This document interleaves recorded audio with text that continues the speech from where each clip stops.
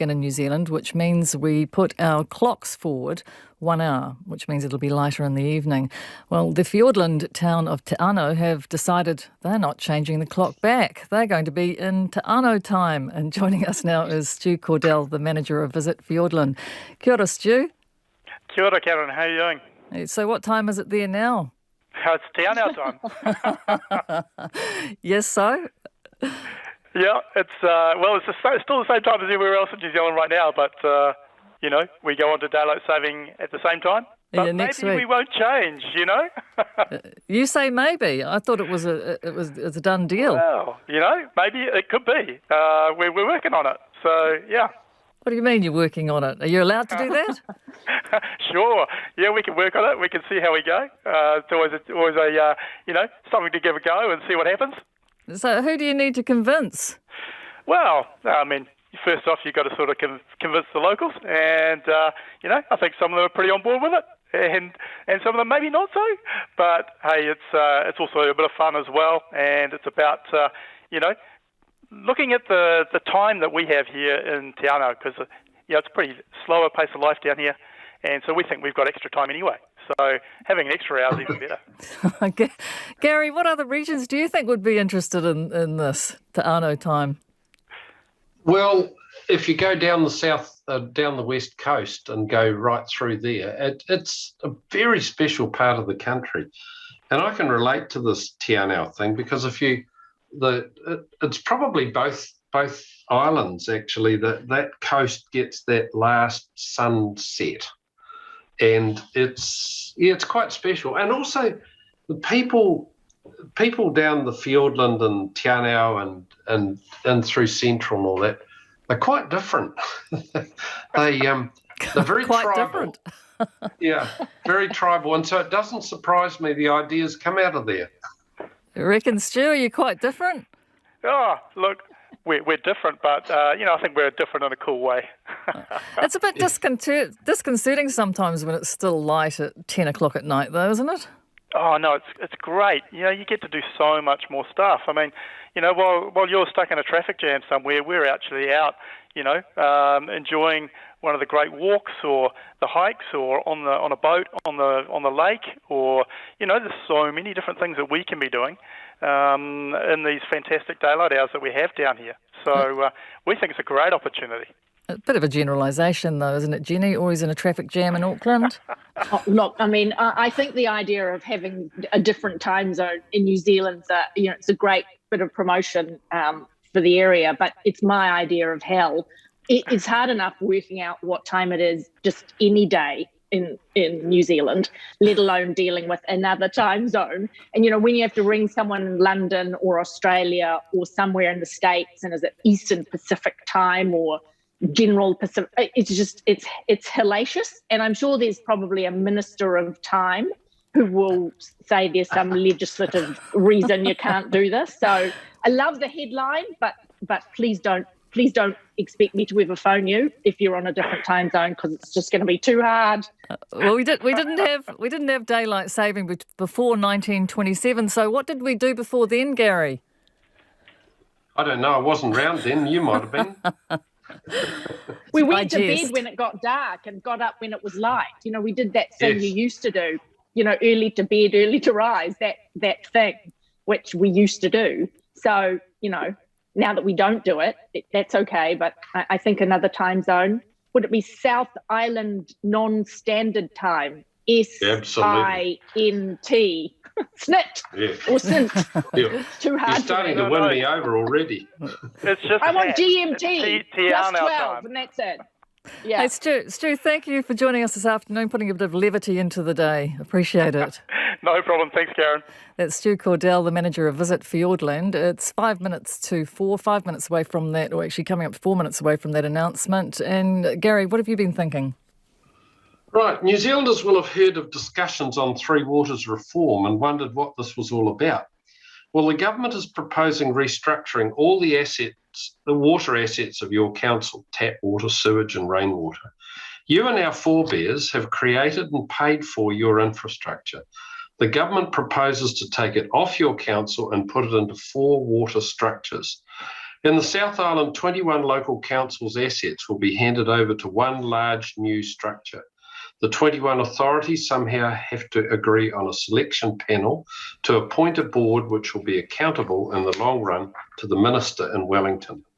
This board, fellow ratepayers, will be as far removed from your needs as you could get. Christchurch City Council assets are worth $5.8 billion net. The government is paying $122 million for this. The new board will take over these assets.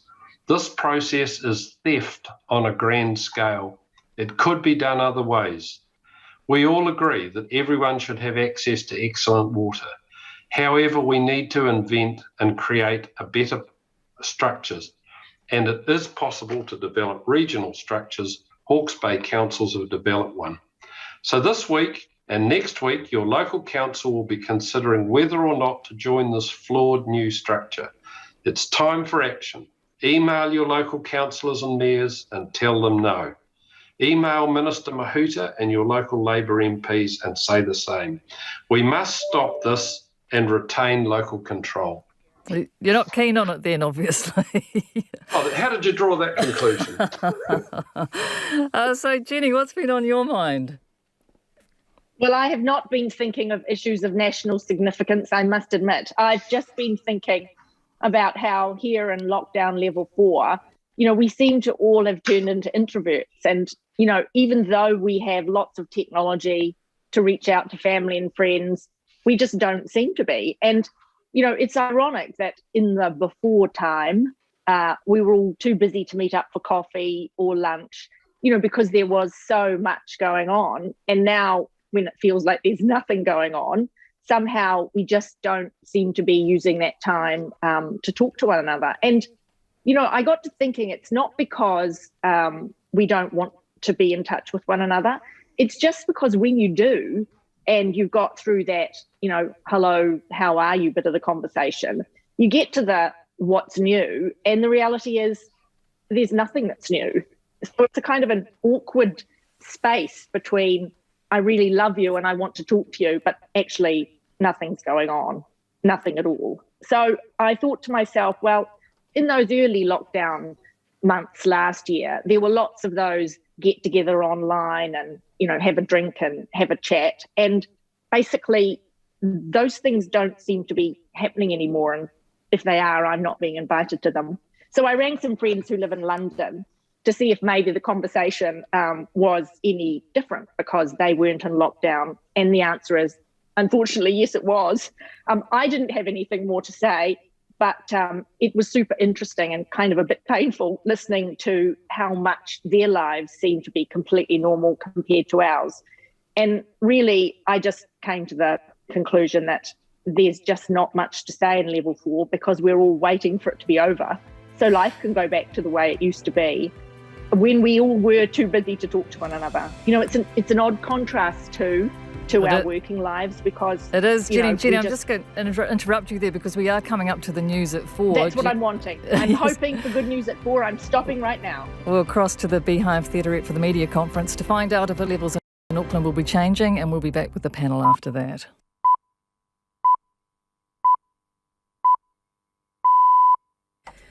RNZ News at 4. Good afternoon, I'm Marama Tipole. The Prime Minister is about to announce the Cabinet decision on COVID alert levels. We'll cross to her as soon as she gets underway. A public health expert is urging the government to keep Auckland at alert level 4 and expand its boundaries to include Upper Waikato. Another 22 cases of Covid-19 were reported in the community today, including 3 in Waikato linked to a prisoner who was released on bail more than a week ago. Otago University's Nick Wilson says it's still unclear whether the outbreak is under control. Professor Wilson says the government should consider going as far as putting the whole of Waikato into alert level 3. The Ministry of Justice says the COVID-19 positive prisoner was wearing a mask and socially distanced from others when he was in court on Friday. 4 people who were in the courtroom with the man have been told to self-isolate and get tested. The man spent time at an address on the Firth of Thames outside of Auckland's alert level boundary before then appearing in the Manukau District Court. The ministry says all COVID protocols were followed. The Waikato District Health Board and Chief Executive says COVID-19 swabs from people in the region today will be fast-tracked and results expected tonight. The Chief Executive, Kevin Snee, says services in all its 5 hospitals will be reduced from tomorrow. Thames Hospital started testing all incoming patients last night. 2 gang members have been caught trying to get into Auckland with a car boot full of KFC and more than $100,000 in cash. Officers patrolling the back roads near the city's southern boundary yesterday spotted a suspicious-looking vehicle driving along a gravel road. When the men in the vehicle spotted the police, they did a U-turn and sped off. When they eventually were pulled over, the police discovered they'd been travelling from Hamilton. Officers found the cash alongside empty ounce drug bags and a large amount of takeaways. Both men, aged 23 and 30, have been summoned to appear in court. New South Wales has recorded 935 new local infections, the first time the state has seen fewer than 1,000 cases in almost 3 weeks. The state has hit more than 80% of first-dose vaccinations and around 52% for double-dose vaccinations. Once the double-dose rate hits 70%, restrictions will be lifted and there will be more freedoms for those fully vaccinated. The Premier, Gladys Berejiklian, is reminding people not to get complacent and to stay vigilant. The interim Taliban mayor of Kabul has told female city employees in the Afghan capital to stay at home unless they're in jobs where they cannot easily be replaced by men. Hamdallah Normani says it's necessary to stop women from working for a while. It's the latest restriction imposed on Afghan women by the country's hardline Islamist government. Alerts for dangerous avalanche conditions have been issued for several South Island alpine areas. The avalanche advisory has considerable risk warnings in place for high alpine areas at Arthur's Pass, Aoraki Mount Cook, Wanaka, Fiordland and Nelson Lakes. Moderate alerts have been issued for Tongariro, Taranaki, Craigburn Range, Mount Hutt and Oahu. Backcountry activities are permitted under Level 2, but the advisory says people should take a more conservative approach to reduce the likelihood of needing emergency services. Television series The Crown and Ted Lasso have taken several awards at the 73rd Emmy Awards. Olivia Colman has won Outstanding Actress in a Drama for her portrayal of the Queen, while Josh O'Connor for lead actor as Prince Charles. Gillian Anderson has won her 2nd Emmy after 24 years for her performance as Margaret Thatcher. Meanwhile, the cast of US feel-good football comedy Ted Lasso swooped up Outstanding Supporting Actor, Actress and Jason Sudeikis for Outstanding Lead Actor in a Comedy Series. And that's the news. And what's in it for you? I want the same as every Kiwi, I think. We really want to see this cup defended in New Zealand. This person says, team of 5 million behind the America's Cup.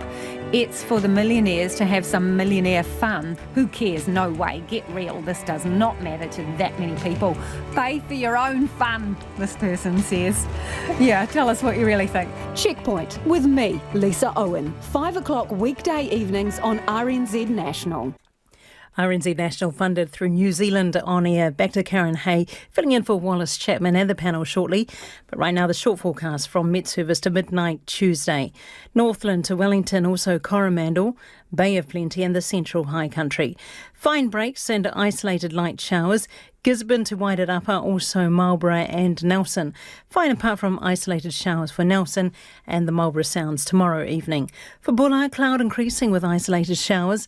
Rain developing later tomorrow, possibly thundery. Westland rain spreading northwards today with isolated thunderstorms. Heavy falls tomorrow. Fiordland periods of rain or showers, possibly heavy and thundery. Canterbury, fine northwest gales about the foothills and high country tomorrow. A few showers from tomorrow afternoon with thunderstorms about the Southern Alps. Otago and Southland mainly fine today. Rain developing early tomorrow, then turning to showers in the afternoon with possible thunderstorms for North Otago and Dunedin. And for the Chatham Islands, rain developing this afternoon, then clearing to fine spells early tomorrow morning. Now taking a look at the Met Service forecast for the mountains up to midnight tomorrow for the North Island. Raukumara to Kāweka Forest Park, cloudy periods in the west, fine in the east. For the remaining areas, cloudy periods with isolated showers in the west. The winds strong westerlies, turning northwest and rising to gale for the Tararua Range tomorrow afternoon. For the freezing level, 2,000 metres, rising to 2,500 metres in the south and 3,000 metres in the north tomorrow for the South Island. Kaikoura Ranges mainly fine with some high cloud. Kahurangi and Nelson Lakes National Parks. Cloudy periods and a few showers turning to rain with heavy falls tomorrow night. The Southern Alps to Fiordland National Park. A few showers but rain in Fiordland. Rain becoming heavy and spreading north with a few thunderstorms this evening and into tomorrow. The snow to 1,000 metres. And for the winds, expect gale northwesterlies rising to severe gale this evening before easing later tomorrow. The freezing level, 1,800 metres, rising to 2,000 metres tomorrow morning, but lowering to 1,200 metres in the far south late tomorrow. RNZ National at 7 minutes past 4. I'll have headlines at 4:30, hopefully, we'll see. And more news and weather again in Checkpoint at 5. Thanks very much, Marama. Kia ora. Welcome to the panel on RNZ National. Karen Hay in for Wallace Chapman. We're standing by for the Prime Minister in Wellington for that alert level announcement, keeping us waiting today. It will cross as soon as they appear in the theaterette. And our panellists today in Auckland, Jenny Rainish, co-founder and CEO of Cordbank. Hi, Jenny. And Gary Moore, former Mayor of Christchurch. Good afternoon, Gary. G'day. Great text coming through about what you said about the Three Waters reforms, which we'll talk about while we're waiting for this cross to Wellington. This person says, glad to hear that people are talking about it, and great points regarding water reform and what you were thinking. So that's a positive. But this one says, Gary, having a zillion and one local authorities looking after water has not worked. Right now it's a complete rort with unnecessary duplication and cost. The government is right. So what's your response to that? Well, first of all, the government numbers are wrong, and as an accountant, that offends me. But one of the things that I think is really important to say is nobody is saying the current system is right. But at the moment, there are 67 different authorities, and that could be made a regional. We could have a series of regional authorities. What worries me is that we've got, at the moment, it would be impossible to privatise it. But with 4 authorities, we may have a government in the future that says we need competition and we're going to privatise it. And then what do you have? The Coca-Cola water system of Northland or wherever? I just think what I've been doing, we have a little group in Christchurch called the Tuesday Club where we debate public policy. Yeah, so how are you doing this? You're just doing this in your capacity as the former mayor? You're just interested in this? Yeah, absolutely. There's absolutely nothing.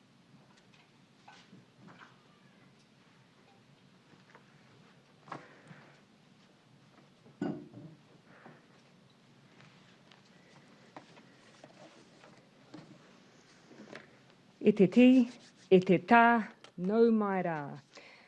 Firstly, I want to apologise, everyone, for the slight delay in us joining you for this afternoon briefing. I'll be frank, my computer froze, something that happens to all of us at the best of times. As you will have seen earlier today, there are 22 new community cases to report, 3 of which are in Whakatiwai in the Hauraki area, and the remainder in Auckland. Just a brief recap for those who may not have familiarised themselves with the Ministry of Health's update here. Of the cases reported today, the majority are household or known contacts. 5 are unlinked. 3 of these, though, are within one family, and we already have a tentative link for this family. Interviews are underway, and we'll give you a further update on this tomorrow, but as you will have seen in the past, we do often link these cases in time. A few more details on the Whakatiwai situation. We have tested in and around this case and continue to do so. Of that testing, which has included so far household contacts, corrections staff, court staff and police staff, we still only have the 3 positives that were reported this morning. We are continuing with widespread testing in the community where these cases reside. Testing sites have been set up today to assist with that, and over 300 swabs have already been taken in what is a relatively small community. At the same time, though, we do want to make sure we are keeping the community safe while we identify contacts and so on.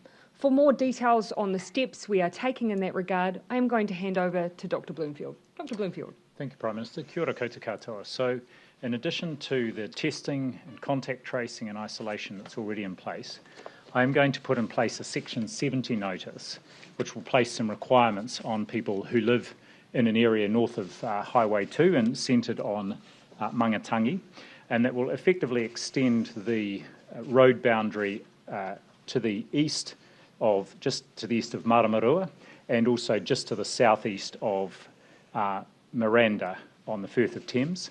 And so people who live north of those roads are required to do the following things. What I'm going to do in the Section 70 notice is essentially ask people who work there or live there or who have visited households there since the 8th of September to remain at home and to monitor for symptoms. Some of those people will, of course, already be involved in the testing that is happening of the school community from Mangatangi School, or the marae, which is in the town where these people stayed. So I'm asking those people, again, who live in that region or who work there or who have indeed visited it since the 8th of September to stay at home and monitor for symptoms. The only reason you should be going out is effectively to get food or other essential supplies or to seek healthcare. That is proposed to be for the next 5 days, no later than Friday, but it's just as we get testing done. Some of you may be asked to be tested as we find locations of interest. And so one of the things I'd like people to do who are in that region is to monitor the Ministry's website for any emergent locations of interest. And if you have been at one of those, to follow the instructions. Testing will be available there in that area, and we will, of course, publicise where that testing can be got. So we will put that Section 70 notice up a bit later today, which will include a map of the region that is involved. Thank you, Dr. Bloomfield. And my understanding is that the police will mirror that Section 70 in the way the placement of boundaries around those areas. So essentially the approach that we have taken here is a bespoke level 4 lockdown requirement for an extended area around where those cases reside and where that community congregates around, including the areas where the school predominantly services. The reason we've used both a boundary approach and a Section 70, that means that we're able to cover those who might not live in that boundary, but who come in to work in that area. So we cover both our bases by operating in this way. It gives us that extra layer of comfort for both the community and those service towns around that community that we are creating a level 4 environment for those most likely to be affected for a period of time that allows extensive contact tracing and allows extensive testing across that community. For now, though, I do want to thank everyone locally to date who has been involved moving quickly on this. Your help has been greatly appreciated. We have been thrown curveballs before in outbreaks, and this is one where a strong local approach will make all of the difference. So again, my huge thanks to everyone in the region who's been supporting the response, which includes our public health team in the Waikato and the Auckland area. Now, I'll come back to our status more generally. We're now 1 month and 4 days in from when we learned of the first case in this outbreak. We now know Delta has been present in the community for a week to 10 days prior to that first case, and multiple chains of transmission were already established. With Delta, we knew we couldn't take chances, and the immediate move to level 4, initially to understand the breadth of the outbreak, and then to get it under control, was the right move and has worked. Modellers tell us that had we waited just 1 more week to act, we would be sitting at around 5,000 cases by now. So to everyone, but especially Auckland, thank you for acting quickly and for persevering. We know that level 4 has been tough, but we also know it's made a difference. Since the outbreak began, we've identified 39,637 contacts, carried out almost 670,000 tests, administered 1.43 million first doses of the vaccine, and provided a further 660,000 people with their second dose. Almost all cases in the last 14 days have been household or known contacts of existing cases. And we are confident, as has been conveyed to us from the local public health team, that there is no significant undetected transmission. But Delta does have a long, hard tail to it. And the question we discussed as a Cabinet today was, what is the best alert level we can use now to continue stamping out cases? In considering this decision, we looked at the details behind recent cases, and here are some observations. For the most part, we haven't had widespread issues with workplaces. Where we have had cases at work sites, these have generally been close contacts of existing clusters who have then gone on to infect work colleagues before they were a known contact. Workplaces, for the most part, had strict protocols in place and have moved quickly when cases were identified within their worksite. This tells that this approach remains really important going forward. Another important observation is that of the cases where we've been able to establish a link, none have resulted from people accessing essential services. This tells us that infection prevention controls like masks, distancing and limited travel have all been incredibly important and must continue to be used. And what everyone will have observed is the final point, that where we have had cases, they've been dominated by close contacts, mainly household contacts, and in some cases, secondary households with other family members. That is why the next stage of our plan must continue to be to keep bubbles tight. This is key. And all of these features are part of Level 3. These observations taken together has helped inform the advice of the Director-General and Cabinet's decision today.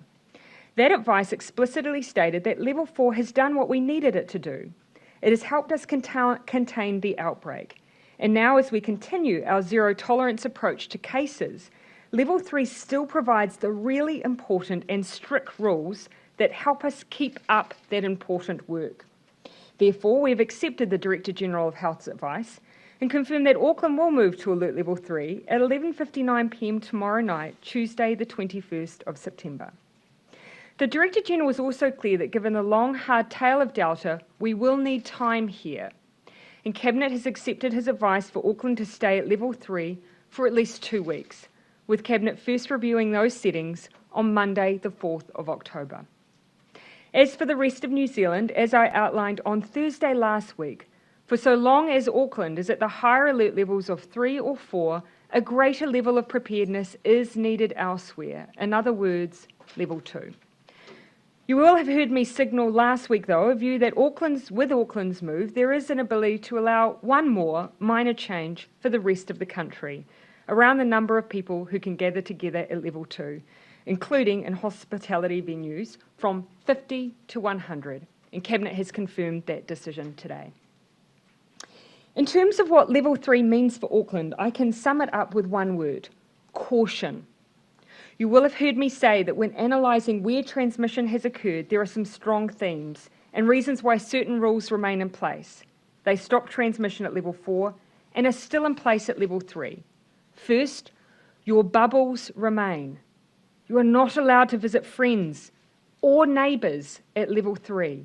You shouldn't join them for food, talk closely across the fence, or even have children play together. I know this is strict and it is hard, but it is there for a reason. You are allowed to make very minor and small extensions to your bubble to bring in a person who may be isolated and vulnerable, such as an elderly relative. If you have care needs for children or the vulnerable, you may bring in another family member or carer to help. But please, these are very tightly controlled extensions here. No matter what, your bubble must remain small and exclusive. These are the same rules that we have had in the past. We have seen in this outbreak COVID being spread between households. Once in a household, everyone is at risk of getting Delta. So, if you break your bubble, know that the consequence may be spreading COVID back into your house, to your family and your loved ones. Please take this rule seriously. It's not until we get to Level 2 that you can essentially have contact with others. More businesses can open at Level 3, but only in accordance with strict rules. And I do ask businesses that reopen to play their part in reopening safely, put in place all of the necessary health and safety rules. Make sure you look out for your staff. If any of your workers show up with cold and flu symptoms, please send them to get a COVID test and support them to stay at home until they are well. And please encourage and make time for any staff member not yet vaccinated to get vaccinated. In fact, make time for them to do this week. The best way to keep moving down alert levels and for businesses to stay open is for sick people to stay at home and for everyone to be vaccinated. For everyone else, keep working from home if possible and keep children and young people at home with you where you can. Remember, schools are, broadly speaking, closed. They should only be going to school if parents must go to work and there's no other option available. You recall that this is the same setting we've always had for level 3. For the most part, schools and other learning centres are closed. In the rare instances where children are in a school environment at level 3, Cabinet today agreed to make face coverings mandatory in all level 3 high schools in all indoor settings such as classrooms and assemblies. This is an added precaution. Again, this is for level 3 high schools. Again, it will be very rare that anyone is in attendance at these schools, but where they are, we have a mask requirement for them. Events and gatherings still cannot happen without except for the extraordinary exception of 10 people being able to gather for a civil union wedding, funeral or tangihanga. Again, that is in extraordinary circumstances. And a reminder, because Delta has changed the rulebook, we have had to change how we manage it. Here is an overview again of those changes. Contactless delivery and pickups can occur, but all staff and customers are legally required to wear a mask for outwardly facing businesses.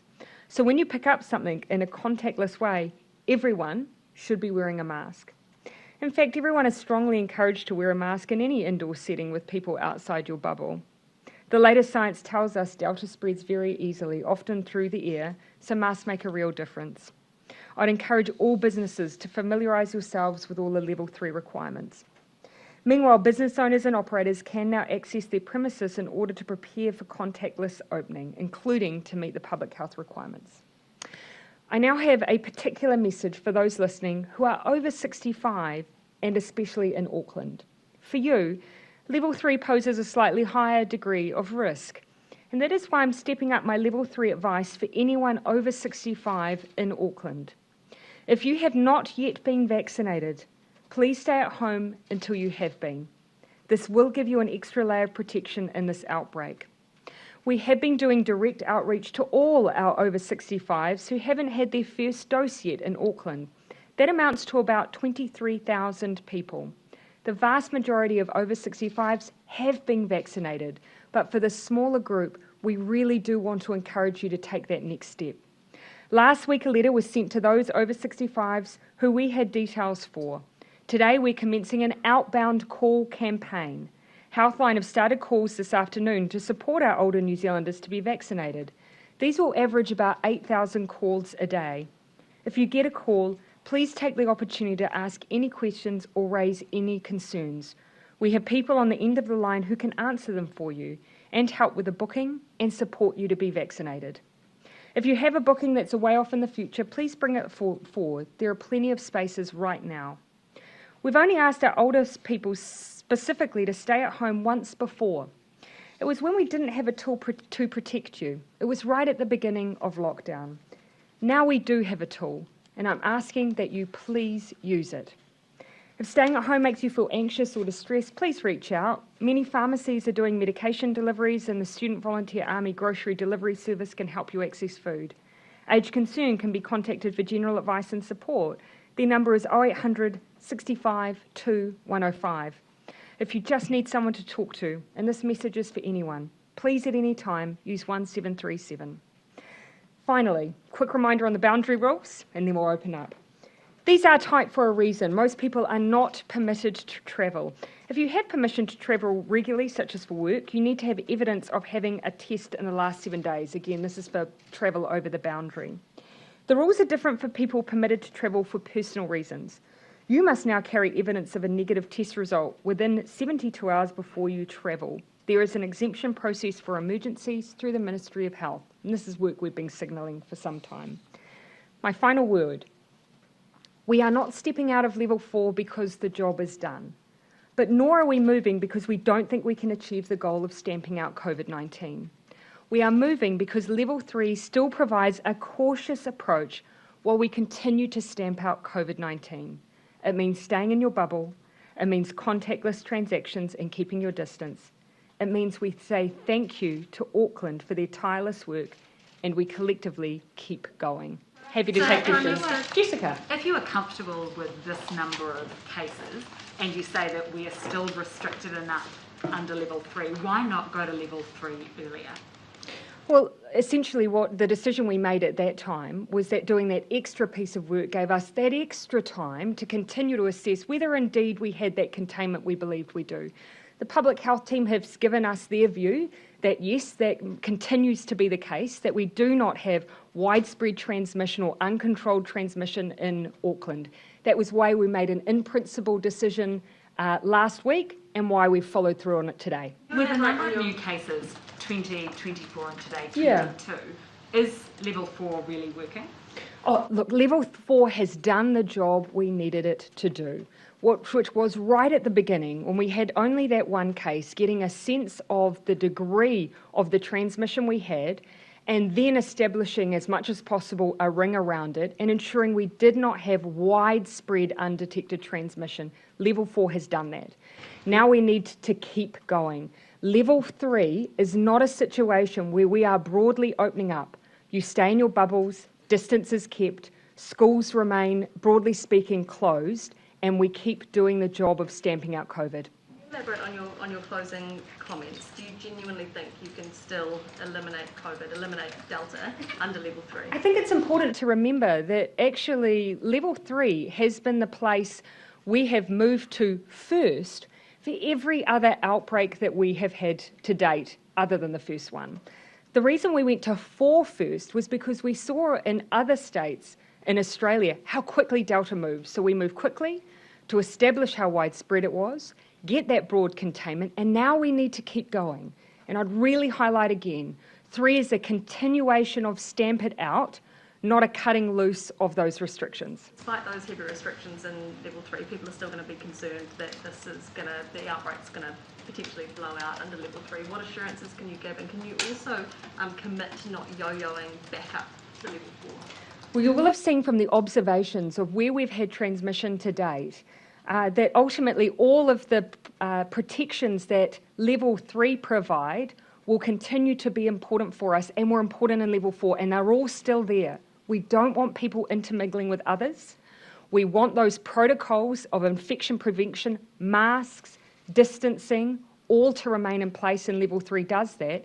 And we still restrict people's contacts. Schools don't open. You can't go into eateries. It's all contactless deliveries. That remains critical, and we asked everyone to play their part because that will continue to help us with case management. Are you rolling out a yo-yo back up to level 4? Look, we're moving now because the advice we have is we do not have widespread transmission across Auckland. If everyone continues to play their part, we can continue stamping out. Dr. Bloomfield, you might like to give your comments there, though. It's ultimately your advice. Two comments I would make. First of all, as the PM has said, good evidence from a range of sources that we don't have widespread undetected transmission in Auckland. Wide testing, we've done some modelling. We're very confident there's not a pool of undetected transmission happening there. We are still getting cases come up, and often they are unlinked initially, but we are then able to link them back to specific cases. They're also centred geographically, they're much more confined to that South Auckland area. So whereas when we gave the advice to remain in level 4 most recently, we felt we had some still quite rough edges of the outbreak. We think they're not as smooth, totally smooth yet, but much smoother than they were. The second comment I would make, and again this reiterates what the Prime Minister has said, elimination is about stamp it out. It's about zero tolerance for the virus in our communities. And that's what level 3 is about. The difference this time is it's level 3 with high and increasing rates of vaccination. And so it gives us further opportunity to get those vaccination rates up even higher. The vaccination rate element is important. We haven't had that tool in behind us supporting our alert level restrictions before. We do now. We just need as many people as possible taking up that vaccination opportunity, and in particular, our most at-risk New Zealanders. It is a crude way to identify those individuals, but we do know the risk is higher for our older New Zealanders, which is why I have singled out our over 65s in this announcement today. A small number have not yet been vaccinated. We're asking them, please be vaccinated, and until that time, keep yourself safe. Gina, Just means that I'll come across to you, just to Jacinda. clarify, that means stay at home, no access to essential services. It's exactly the same call as we made when we very first went into restrictions. At that time, we did ask our older New Zealanders to keep themselves particularly safe, and if possible, to use others to access essential services like food and pharmaceuticals, but of course to continue their health appointments. Here, what I'm asking again is until they have sought and received vaccination, to take up a similar approach, to utilise those around them who are able to support them with access to food and medication. But in person, they should, of course, still attend their health appointments and, of course, be vaccinated. Dr. Bloomfield. Why was that move not made at level 4? Well, we've actually, in level 4, essentially everyone's staying at home except going out for groceries. What we're acknowledging here is that with level 3, we will have a bit more movement. And so with that more movement, we are asking our over 65s who haven't been vaccinated to be particularly cautious. And the best way to be able to move in a level 3 environment safely is to be vaccinated. So this is a very specific call to the roughly 20,000 who have not been yet to please be vaccinated. Dr. Bloomfield said epidemiologists say there's a good argument for primary school children to wear masks. Can you clarify the current rules around that, and would you be willing to make it mandatory for those younger school children? Well, it would be Cabinet would make it mandatory. At the moment, our advice is to encourage it in primary school children, and for alert level 3 in Auckland, where there will be a small number of students going to school, to require it for secondary school students. What we've seen with the children in a level 2 environment at the Waikato school, did that give you pause for thought to make it more widespread among younger school children? Not at this point, no. So, Dr. Bloomfield said that under level 3 there's still a zero tolerance approach to COVID-19.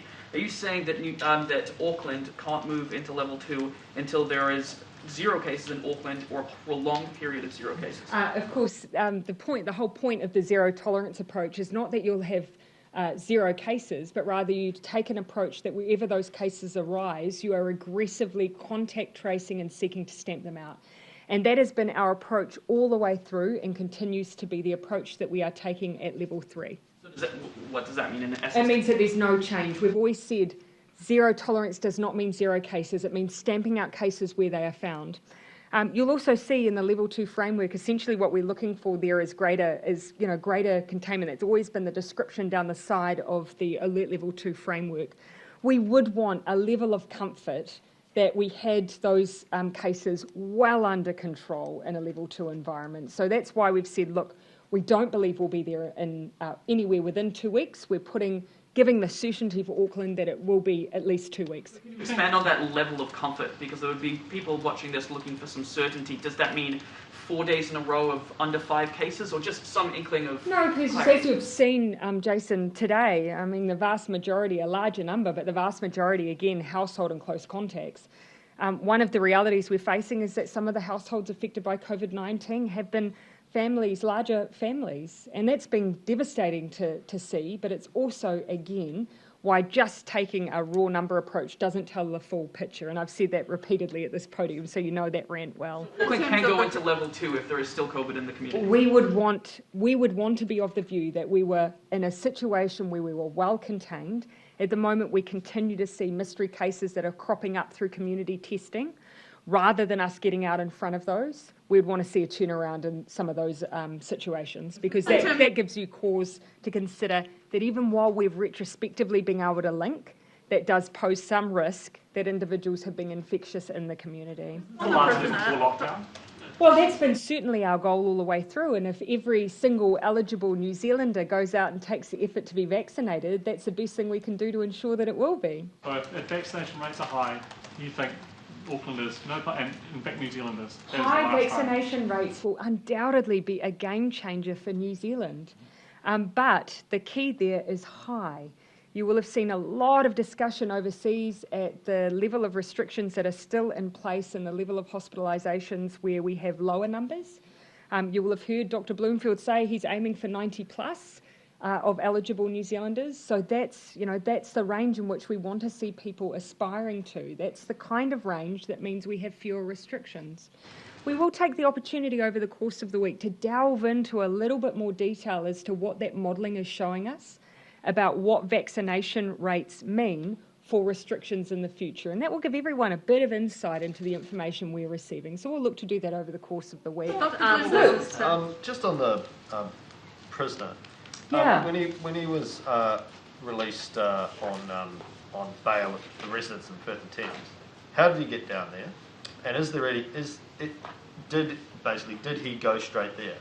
Or are we not confident that it didn't stop on the way? Well, so the first thing I would say is that we have knowledge of every stop and movement because this was someone who was on bail who was being GPS monitored. So that's the first thing, and that's useful information for us as we contact trace.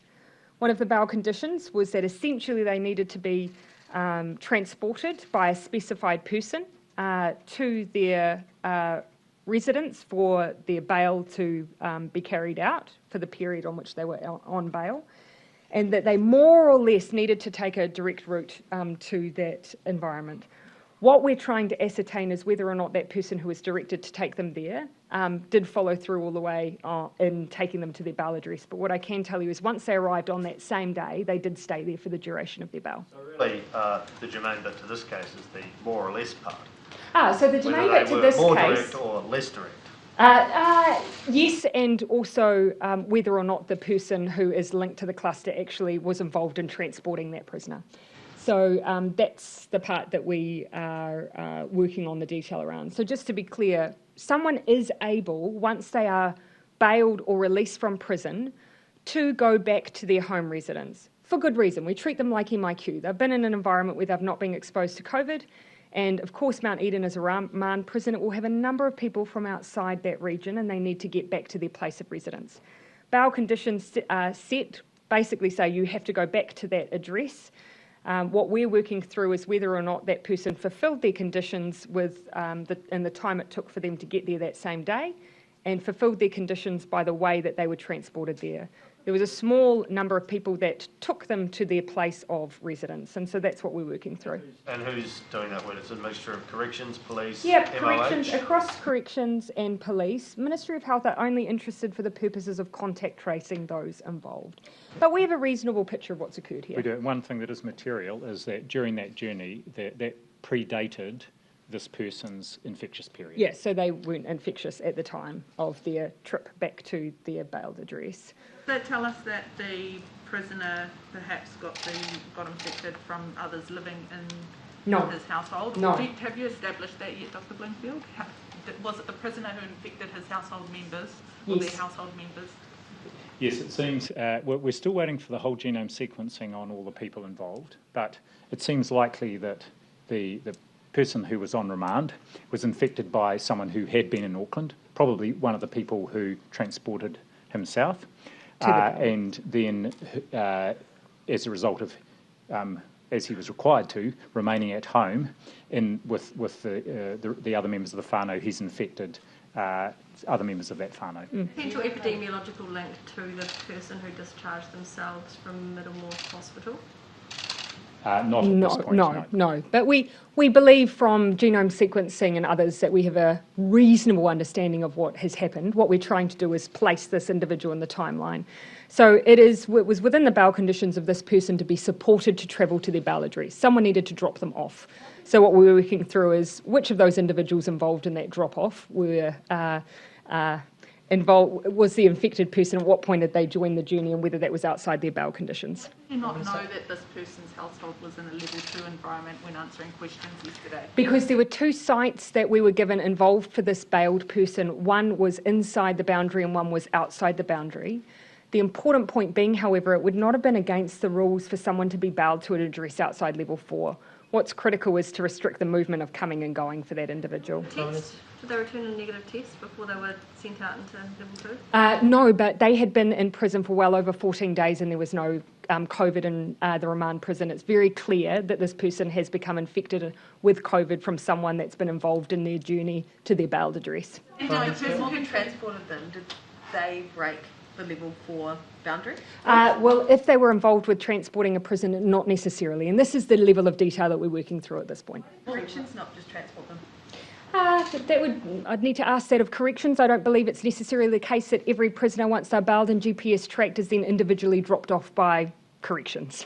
But it is part of their requirements. It's set out in their bail requirements how they are meant to behave as they transfer, and the rules were that they were meant to be directly dropped off. So we're working through some of that as well. Keep in mind the primary consideration for us here is contact tracing. We need to make sure who is in contact when, who is at risk of having COVID when.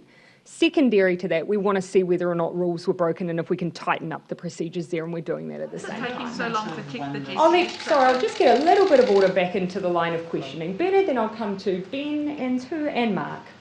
Prime Minister, you say that it's contained, but why are we still getting these mystery cases that are linked after the fact? Surely, if the contact tracing is doing its job, they shouldn't be surprises. We've said that we haven't got large-scale undetected transmission. And so essentially what that means is we are still seeing cases emerge where someone may not have identified contact with someone, but which we are able to link them. So we know that basically we've already identified for a large part where the cases exist, and then are able to connect those individuals to those cases. How can you be confident that it's contained when there are contacts which you don't know about? We're confident there is not widespread undetected transmission. There is ongoing work to do to stamp it out, which is why we're at level 3. You might see another decision if we thought we were further ahead than that. And to Mr. Bloomfield, what is the R level at the moment? Is it the 0.4% referred to by Sean Lawley? 0.4. It's still well under 1, and we can see that again. Just to point out that the vast majority of our cases each day are known household or other contacts. And for example, 10 of the cases that are in today's number were already in an MIQ facility, so that's they were tested because they were symptomatic or it was their day 12 test. I had Ben. Prime Minister, what's your modelling saying in terms of where you expect cases to go now over the next fortnight? That would be a question for Dr. Bloomfield.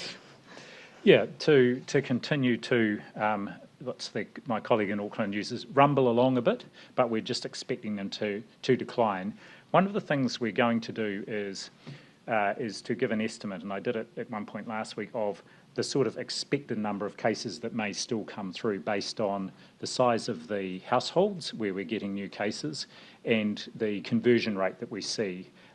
So the number of cases we would expect, and that will change each day, but we will give a range of the cases that we're expecting still to come through from our known contacts, particularly known household contacts. So I said I'd come to Mark. The level 3 lockdown is... Oh, sorry, I said Ben and then Mark, didn't I? Forgive me, Ben. That's all right. The level 3 lockdown is obviously still a lockdown, as you say. It is. It will take Auckland to 7 weeks of lockdown. Mm. Are you of a mind to offer more support from central government, whether it's handouts or mental health support, or what more can be done, because people up there are getting obviously so much? Thank you. A good reminder for me to again mention of course, a lot of the mental health support that's provided at this level is often remote, but a reminder of 1737 Youth Line for our rangatahi.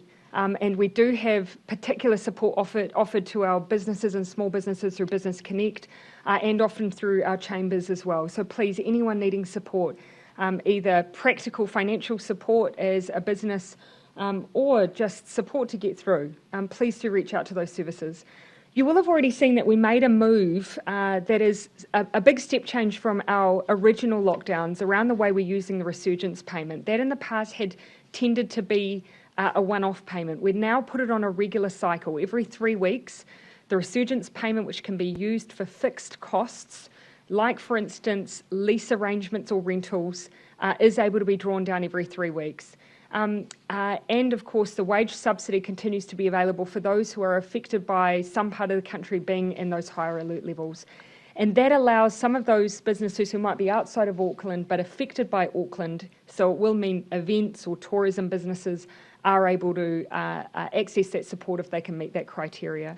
We do, however, constantly keep under review the needs of those particularly affected by these restrictions, and that's something the Minister of Finance is constantly assessing where our supports are hitting, if they're reaching those we needed, and if there's anything else we need to do. And just sorry, in the same vein, thank you. Yeah. What would you say to businesses majorly impacted in the South Island by these level 2 restrictions when they haven't had a single COVID case there for so long now? So you'll know that the reason that we keep that cautious approach going is that you have seen, despite best efforts to put up a solid boundary and put testing at that boundary, we do sometimes have people who are using legitimate means to travel for what are essentially rule-breaking purposes. So that's why we've been cautious throughout the rest of the country. So long as we have cases in Auckland and are at level 3, we want to protect the rest of New Zealand. And we've seen a good reason for that in recent days. So for those businesses, we have made a move on the 50 limit to 100. That's a reflection of our view that we do have a better state of affairs in Auckland. So we've made that lift from 50 to 100. I do think that will make a difference. For other businesses directly affected by level 3, they can still access the wage subsidy. So if it weren't for the risk of rule breakers, the South Island could be level 1? No, just generally. We have to accept that, unfortunately, we're not a country where you can easily build a wall around one part of our country. We're a very mobile nation, and we've done everything we can to restrict that movement. But you will have seen with the case we had with someone who was a truck driver, a legitimate purpose, where they were infected with COVID. So by them working in a country which has level 2 restrictions, that gives an extra layer of protection to all our communities when we need it most. Prime Minister, just on the section. I will just keep coming back through. Oh, Mark, coming back through the back. Do you have a sense of when this prisoner might have been infectious from, and how many cases there might be downstream? So we've set the date of interest from the 8th of September, is my memory, Dr. Bloomfield? Yes, that's the date that he travelled there. However, his symptom onset was the 11th, and so two days prior to that. But we've set it from the 8th because that's when the person, possibly one of the people who transported him, or the person who transported him, may have been infectious in the community. So that's adding a little bit of extra caution. Yeah. And do you have a sense of how many, or have any modelling about how many cases there might be downstream if you have a case introduced? If you have about 10 days of undetected transmission in this area? Well, so far we've got the testing today, which we've got a number of people who have been tested across corrections, courts, police, keeping in mind they've used PPE, so that makes a difference. Then the household, so far 3 back, majority tested, 1 yet to have a result. Yes, so there, I think there were 9 people in the household. One's just been tested today. 3 others have returned positive tests, but the others have returned negative tests. Yeah, and so now sweeping through the community. Yep. In level 3 in Auckland, you start finding more undetected cases, undetected chains of transmission. How confident are you in your ability to control that transmission and to stamp it out? At what point would you need to move back up to level 4? A good entry for me to just highlight again that vaccination is one of our key messages and the other is testing. You'll remember the 7 suburbs that we identified that we want to see testing continue with. Those remain our sites of interest.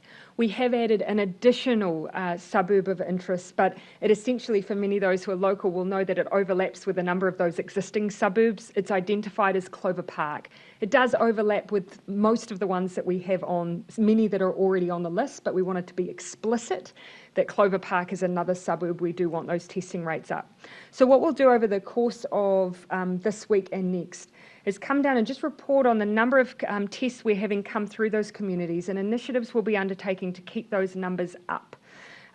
We believe that will help us get in front of some of those cases that we are linking retrospectively, because we're tending to see them come through those specific suburbs, and this will help us get a bit of earlier signal and earlier surveillance in some of those areas. Do you still think you can get to 0 cases again, and is that still your goal? Yeah, well, we are in level 3 because from level 3 we have done that before, and so our belief is this still is absolutely a legitimate tool in our Stamp It Out strategy, and that's why we will be there for that length of time to continue to try and do that. How many people transported the prisoner from Mount Eden prison back to their bail address, and why did so many? It seems as if there were multiple people. Why did multiple people take them there?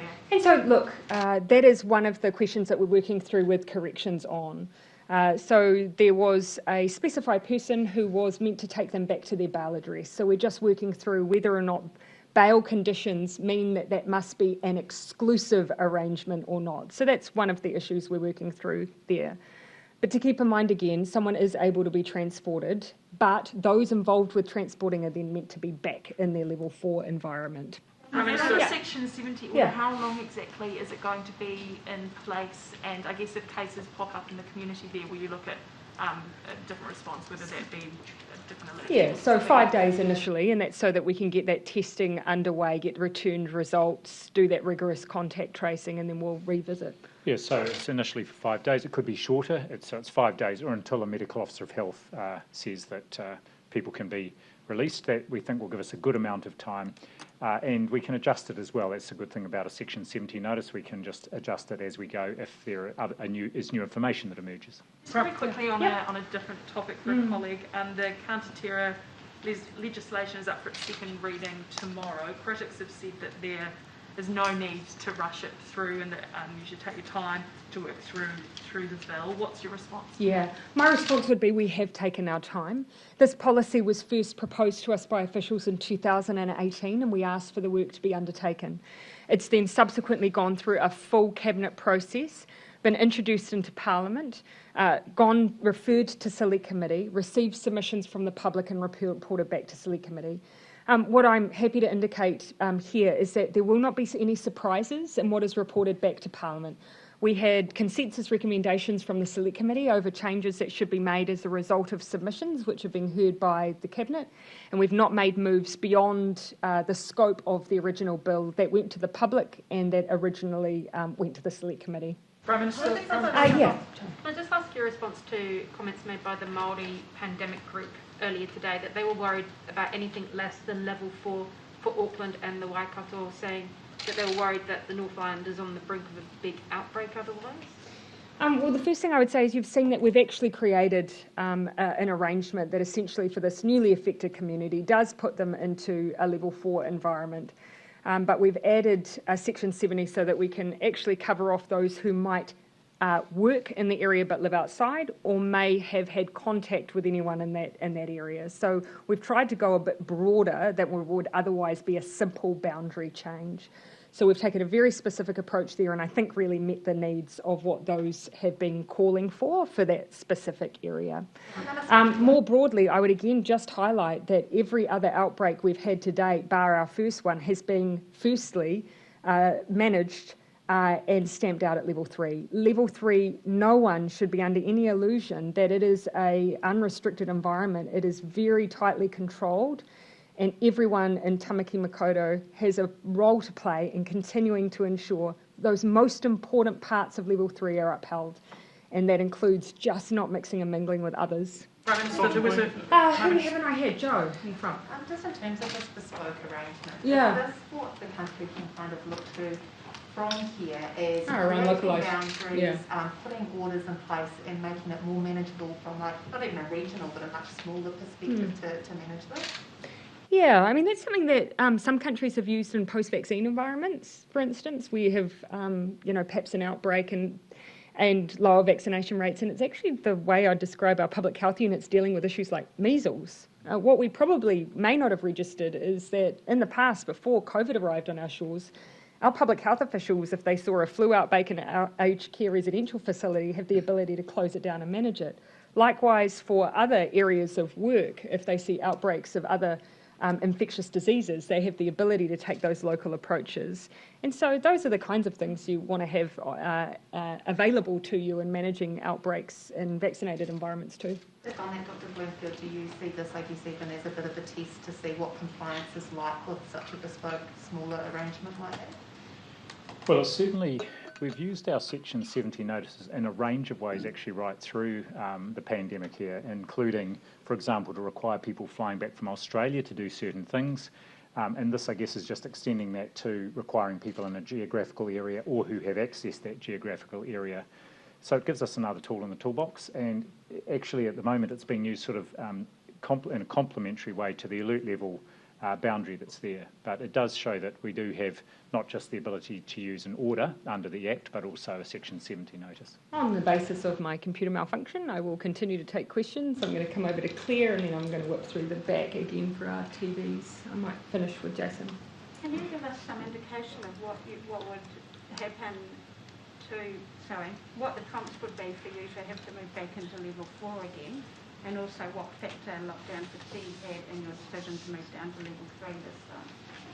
Well, if I may, I might start with Dr. Bloomfield because he gives us the initial advice that then we then consider. So I'll take it in that order. Well, I think just to go back, alert level 3 is highly restrictive, and we're confident that the alert level 3, alongside the testing, contact tracing, isolation, putting our cases in quarantine facilities and indeed continuing to vaccinate as fast as possible, gives us all the tools we need to continue to contain and indeed try and stamp out this outbreak. So I'm not planning anytime soon to give advice that we need to go back into alert level 4. We wouldn't have given the advice unless we felt we could keep things contained in alert level 3. What would prompt that advice, basically? You need Aucklanders to abide by level 3.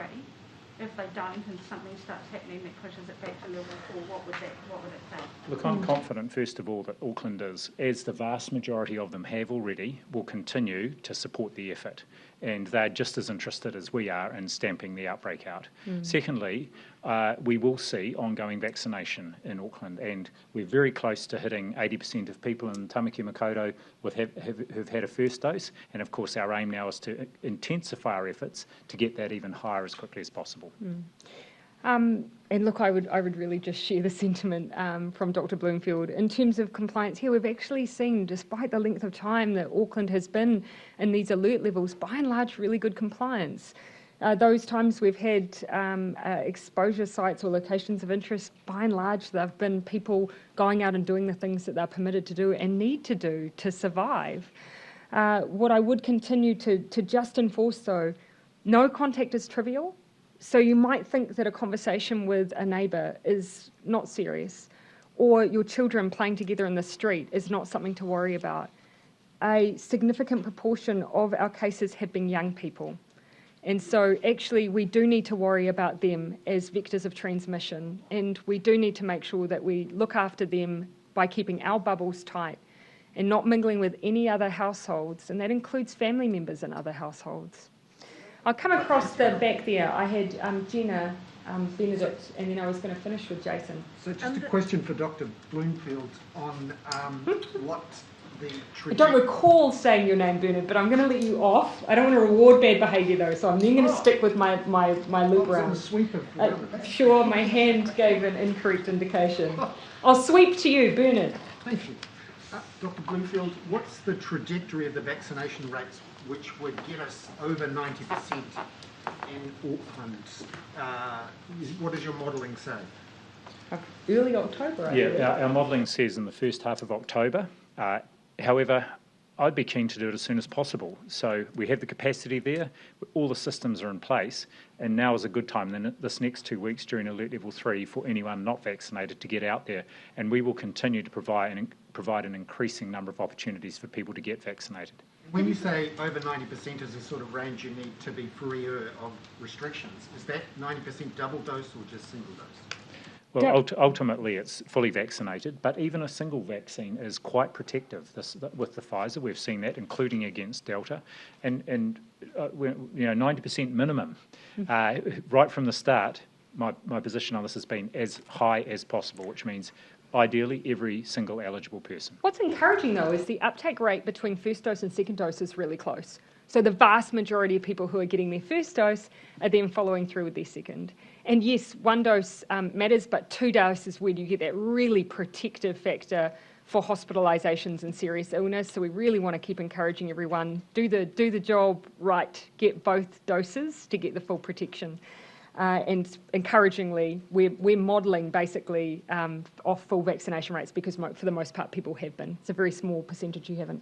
Do you then have the capacity to, instead of do the 6 weeks in Auckland, bring it back forward to the 3 weeks? So, have you considered doing that? So you'll see that when you go to the booking website, you have the option of the 6 or the 21 days. It still sits there. And for those who have vulnerabilities, so for those who might have comorbidities or illnesses that might make them particularly vulnerable, particularly the over 65s, they should consider a shortened time frame. Dr. Bloomfield? Yes, that's true. And still, though, our standard interval we're recommending and what the booking system is set up to do is the 6 weeks. Yeah. And there's no reason for us to change that at this point. But it's available to individuals on the site. They can take that decision. Yeah. Last time Auckland was at alert level 3, there was a lot more traffic crossing that southern boundary into level 2. Have you put extra resource into that border and also into the testing of people needing to cross that border, or will there be less of it this time? Yeah, so we've got the difference being, of course, last time is there were some people who were travelling. Remember, that was the first. We went 3-2. We didn't have a 4, so we've actually already had the ability to set up what we need at that boundary. So it's not the big jump that we had last time. The second thing I'd say is that the reasons for travel essentially remain in place from the 4 environment for the 3 environment. So we are not expecting a big change in the way that boundary looks and feels. There is still no regional travel. You still have to have permission from MB to travel for essential work. You still have to be tested on a 7-day rotation. And if you're travelling for an exempted personal reason, you must have a test 72 hours within 72 hours of travel, unless you have an emergency exemption from the Ministry of Health. The prisoner, is the working theory that he caught it in the car ride, or did the person transporting him then stay in the household in a level 2 environment from level 4 to level 2? Yeah. So he was transported by 3 people. We believe the person who infected him was in that car. We're establishing the length of time that person then resided with that individual. Yeah. What did you make of that phenomenal demand for the MIQ places this morning, and did it give you any sort of reason to think about perhaps putting on more supply in terms of MIQ? What I can report is that there is more supply. That was an additional, a first release of vouchers. So we had 5,364 people from 117 countries who secured MIQ vouchers today. And we will be doing another release of a few thousand vouchers again early next week. What's really interesting to see, though, from those who were seeking vouchers today is the most popular demand were around those vouchers closest to Christmas and the New Year. With some lesser demand for those vouchers, not as great a demand for those vouchers that were a little more close, so September, October. So that tells us that generally the high demand are people coming back for particular reasons at certain times of the year. So that just gives us a bit of a sense of the reasons for return for some people. The majority of passengers looking to come into New Zealand, vast majority Australia, and then Great Britain. And then it progressively spreads across a number of countries. Did you have any update on whether we've been able to get a support person into MIQ for the father of the 3 children who were killed in Timaru? Forgive me. I'll come to another question while I quickly check. I did have some advice on that, and I'm going to see if I have it in front of me. But I'll ask just if someone else had a question in the back. I'll come to you while I... Oh, I cede my question to Thomas. Well, I've got one for Dr. Bloomfield. Trading going on here. Well. Yes, go ahead. Dr. Bloomfield, the the 7-day rolling average of cases is, I think, 21 today. It's been in the 20s for some days now. How is it that the R value is below 1 when the number of daily cases seems to be roughly the same? Because the majority of those cases are not arising de novo in the community. They're in they're amongst household and other known contacts. So people who are already in isolation, and indeed nearly half of today's cases actually in a managed isolation or quarantine facility. If there are household contacts or known contacts, they do not contribute to the calculation that produces the R value. Well, they contribute, but it's taken into account in the modelling. Remembering that, of course, it's the counterfactual you're looking at here. So an R value over 1 means every person is infecting at least one other, whereas in this case we are seeing a small number of new cases emerging, and then the other cases that they're infecting are people who are already isolated, so they're not then infecting others. So just on the Timaru family, police are liaising very closely with the family, and we are providing space within MIQ to urgently allow family members to come into New Zealand to support the family. While I don't have details on whether or not that means people will then come into MIQ to be joined to have that family support, we are able to be flexible when it comes to MIQ and the way we arrange it to provide for urgent needs for people. But I'll leave that up to the privacy of the family to work through what's going to be best for them. Can I just ask you also, a group of Afghan translators have travelled down from Hamilton today. They're outside the front of Parliament. They're desperate to talk to the minister, someone about what's happening to their families back in Afghanistan. No one from the government has gone out and spoken to them all day. Why is that? Well, first of all, I wasn't specifically aware that they had done that, but I'd say that actually on the very day that we moved into lockdown, I met a group of translators who came to meet me at Auckland University, just knowing I was there. We had a conversation about the plights of, in many cases, it's their extended family that they were looking to support to bring into New Zealand. And of course, you'll know that what we were working urgently to do was to support those in Afghanistan who had existing citizenship or visas, in many cases to join family members, to be able to arrive in New Zealand. We know there was more demand than we were able to meet in the time that we had available, and that's why we're working through next steps.